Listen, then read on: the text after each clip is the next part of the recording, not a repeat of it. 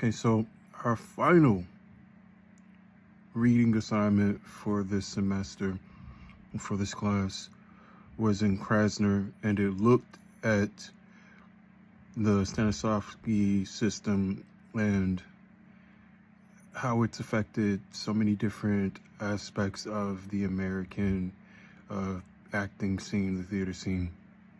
And as I said in my writing, I believe it was a great tie-in to just everything that we've done over the semester.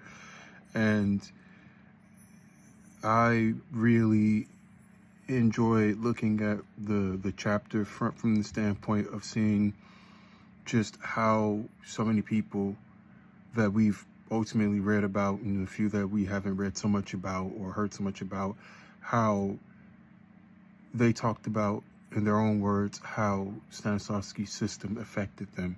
And I think that the author of this chapter did a great job of talking about how, regardless of, who we're talking about, whether it's Strasberg or whether it's Adler, how they have a mutation of Stanislavski's method, and even quoting them,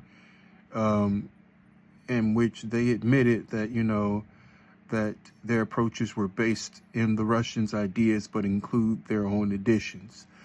And, I loved how this chapter looked at what Stanislavski's method or his system meant both in the Eastern Hemisphere and the Western Hemisphere. And I liked also how it kind of gives us a little bit of light about, the things that Stanislavski was looking at in terms of like his idea of truth or authenticity. And one of my takeaways from it, one of the biggest takeaways from this chapter for me, was a quote from Stanislavski himself about the idea of truth, in which it was, although Stanislavski's idea of truth or authenticity is often perceived as abiding in emotional honesty or use of the actor's self, it resides most fundamentally at a deeper level, in the reactivation of acting's inherent paradox.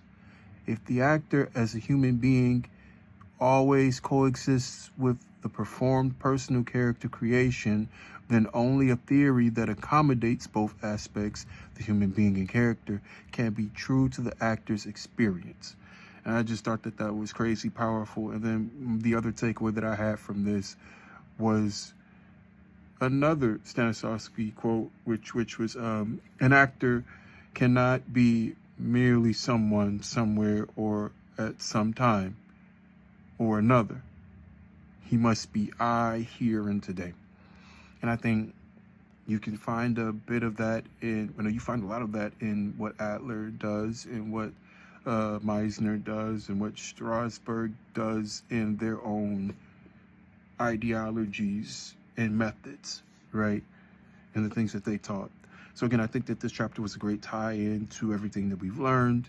It's been an interesting 7 weeks reading about how much this man has changed how we perceive acting and the craft of acting in America.